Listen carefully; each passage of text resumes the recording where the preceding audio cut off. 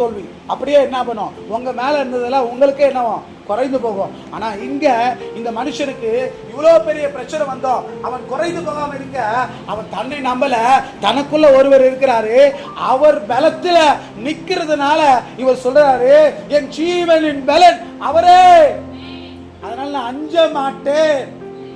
பவுல் பாத்தீங்கன்னா எல்லா ஊழியக்காரரை விட அதிகமா ஓடினார், அதிகமா ஊழியம் செய்தார், அநேக ஆத்துமாக்களை ஆதாயப்படுத்தினார்.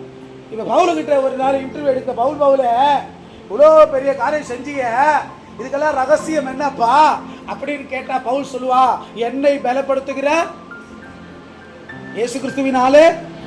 இந்த சங்கீதத்தை அவன் நல்லா புரிஞ்சதுனால அவரை பலப்படுத்துவது, அதாவது மனித குலத்தின் ஜீவனின் பலன் இயேசுவே, ஜீவனின் பலன் தேவனே, ஜீவனின் பலன் நம்ம ரட்சகரே அப்படின்னு நாம எண்ணுவோமானால் நாம பலனடைந்து சோர்ந்து போகாம முன்னாடி போவோம். அல்லேலூயா. இவன் சொல்றா, என் ஜீவனின் பலன் யாரு? கர்த்தர் தான், வானத்தையும் பூமியும் உண்டாக்கினவர் தான், எல்லாவற்றையும் படைத்தவர் தான், எதை வேணாலும் எந்த நிமிஷத்துல வேணாலும் மாற்ற வல்லமையுள்ளவர் தான். அல்லேலூயா, அல்லேலூயா.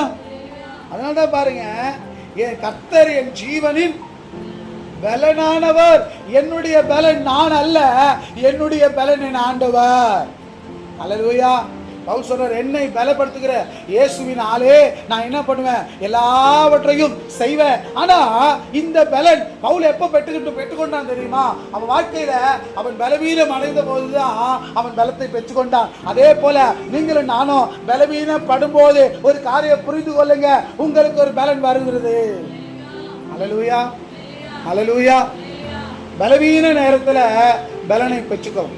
அல்லேலூயா. அப்படி பெற்றுக்கொண்டீங்கன்னா வேதம் சொல்லுது, இனி பலவீனன் தன்னை பலவீனன் என்று சொல்லாமல் பலவான் என்று சொல்வானா. அல்லேலூயா. அப்ப நமக்கு ஒரு பலவீனம் வரும்போது ஆண்டவரை நோக்கி பார்ப்போமானால் நாம் பலவானாய் மாறுவோம். ஆவியில கொஞ்சம் ஆராதிச்சு பாருங்க, உண்மையில கொஞ்சம் ஆராதிச்சு பாருங்க, நல்லா ஊக்கமா ஜெபம் பண்ணி பாருங்க, நிச்சயமா இந்த சோர்வுகள் இந்த பலவீனங்கள் எல்லாம் ஓடி போயிருங்க. ஒரு பலத்தால நாம இடை கட்டப்படுவோம். அல்லேலூயா. ஆனா இந்த வசனம் நம்மளால சொல்ல முடியல, அந்த மனுஷரால சொல்ல முடியுது. ஏன்? இது நமக்கும் உங்களுக்கு எனக்கும் அவனுக்கும் தானே, எல்லாருக்கும் தானே. அம்மாதானம்மா, அம்மாதானே. இந்த வசனம் இது எழுதினவனுக்கு மட்டுமா? இல்லையே, உங்களுக்கு எனக்கும் தானே. ஆனா நம்மளால ஏன் அப்படி நினைக்க முடியல? நாம ஏன் பயப்படுறோம்? நாம ஏன் அச்சப்படுறோம்? நாம ஏன் கலங்குறோம்? என்னமா முடியுமா என்று சந்தேகப்படுகிறோமே, என்னமா நடக்குமோ என்று வருத்தப்படுகிறோமே, வாழ்க்கையே முடிஞ்சிருச்சு என்று நாம என்ன பண்றோம், நமக்குள்ள ஒரு வட்டத்தை குறிச்சுக்கிட்டு அந்த வட்டத்துக்குள்ளேயே காலையில இருந்துருந்து சவராகிறது, திங்கிறது, அப்புறம் என்ன பண்றது, தூங்குறது, அவ்வளவுதான், முடிஞ்சு போச்சு. வாழ்க்கையில சாதிக்கணும், வாழ்க்கையில முன்னேறணும், வாழ்க்கையில இன்னும் ஓட்டம் இருக்குது அப்படின்னு நம்ம என்ன பண்ண மாட்டோம், என்ன மாட்டேங்கிறோமே. அல்லேலூயா.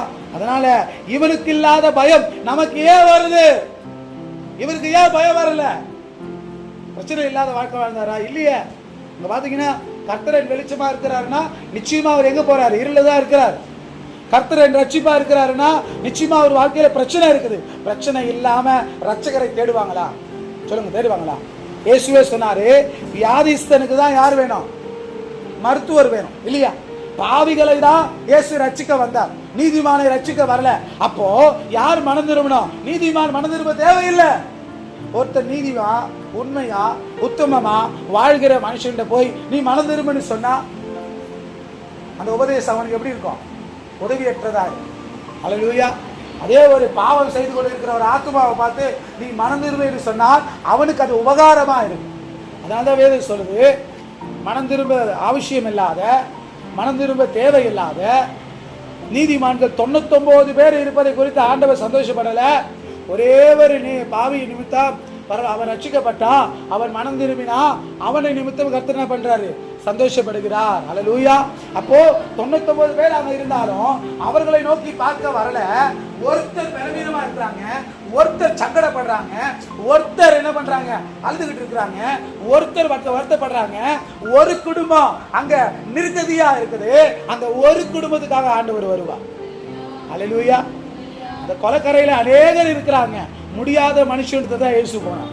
அதே போல உங்களுடைய வாழ்க்கையில சில நாள் நீங்கள் குறைவுபட தொடங்கினீங்கன்னா அந்த நாட்கள்ல ஆண்டவரே உங்கள் நிறைவாய் வந்து உங்களை நிரப்ப அவர் வல்லவர். ஆனா அவர் நிரப்புவதற்கு இடம் கொடுக்கிறீங்களா? அவரை நிரப்புவதற்கு அவரை நோக்கி பார்க்கிறோமா? அவரை நிரப்புவதற்கு அவருக்கு விட்டு கொடுக்கிறோமா? இல்லையே. அங்கதான் நீங்களும் சரி நானும் சரி இன்னைக்கு ஒரு தீர்மானம் எடுக்கும். நாம தோற்று போகணும். இன்னைக்கு ஒரு தீர்மானம் எடுக்கும். பிரச்சனை வந்தா உடனே ரட்சகர் இருக்கிறார் என்று எண்ணணும். போராட்டம் வந்தா என்னை விடுவிக்கிறவர் இருக்கிறார் என்று எண்ணணும். எந்த கூடத்திலும் மந்திரவாதம் இருந்தாலோ அதிலிருந்து என்னை ரட்சிக்கிறவர் ஒருவர் இருக்கிறார். அவரை நோக்கி நான் முட்டிப்பாய் ஜெபம் பண்ணுவேன், ஒப்பு கொடுத்துக்கிட்டே இருங்களேன். கர்த்தர் உங்களுக்கு வெளிச்சமா இருப்பார். அல்லேலூயா. இந்த மனுஷன் சொல்லிட்டாரு இல்லையா, கர்த்தர் என் வெளிச்சமாய், கர்த்தர் என் ரட்சிப்பாய், கர்த்தர் ஜீவனின் பலனாய். மூன்று காரியம். கர்த்தர் என் வாழ்க்கையின் வெளிச்சம், கர்த்தர் என் வாழ்க்கையின் ரட்சிப்பு, கர்த்தர் என் வாழ்க்கையில நான் செய்ய வேண்டியதை சிலதை அவர் நமக்காக செய்வாரு, சிலதை நம்மளை கொண்டே நம்ம செய்ய வைப்பான். அல்லேலூயா. அவர் நமக்காக செய்ய வேண்டியதை ஆண்டவரே நீங்க வந்து என்ன பண்ணுங்க, என் வாழ்க்கையை மாற்றுங்கப்பான்னு விட்டு கொடுத்து அமைதியா காத்து இருக்கணும்.